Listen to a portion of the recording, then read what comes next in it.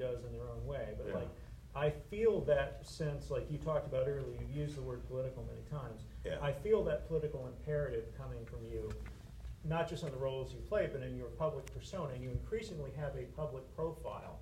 You know, you're a star. You're somebody that people know. They see you on the street. And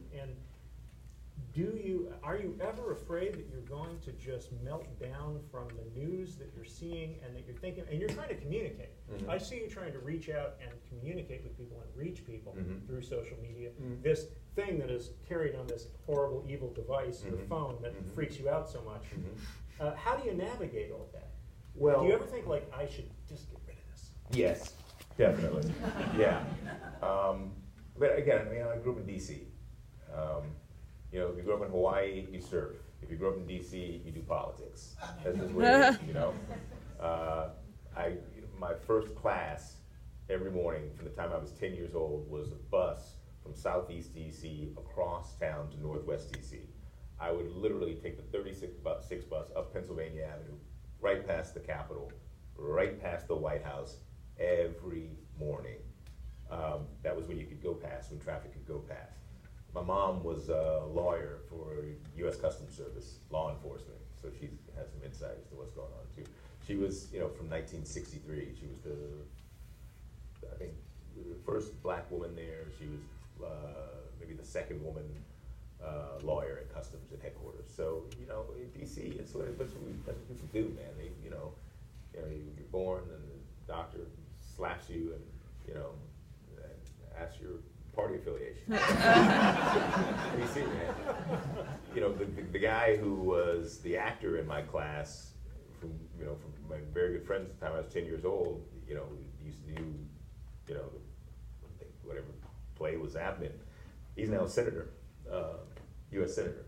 And it is what it is. Yeah. So again, like with the King thing, I've been waiting for this all my life too. I've been rehearsing this stuff all my life. And as well, so now, one of the things that I do try to do is I do try to, one, express an absence of fear. Because I think there are forces out there who want us to be afraid. I try to break through the ridiculous illogic of a lot of the arguments that we're being fed. I think there's a propaganda war going on, and if I can be a useful voice, cultural civil war. Perhaps, at least on a communications front, yes. And so I try to play a healthy part in that. I've been really gratified when people have come up and said, you know, you can really help me kind of shine some light on some of these things that really help me kind of think through. And so I think that's important. Also, for whatever reason, because I am who I am, I was born in 1965, born in the 60s, spent time in Southeast D.C., in Washington, D.C. My grandparents were from the South. Southern Virginia, around the Chesapeake Bay, North Carolina, Tidewater area, South Carolina. And like racists, ignorant, racist nonsense invigorates me. I can't wait for you to bring that shit. I can't wait. It really does. I'm energized by it. I just want to, I'll say it here in a metaphorical sense, punch it in the face. I can't wait. I can't wait.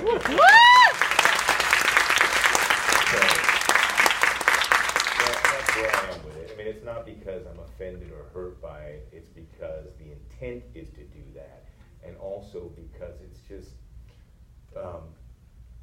I see you reacting like that. I see you virtually reacting like that. Like it reminds me when you're out on the streets of New York and there's an incident and you're like, I'm gonna go talk to that guy because this thing could get worse. Nah, I'm not gonna do. I mean, I'm not the guy who goes, you know, maybe if it makes organic sense, but I try to do it with a smile too.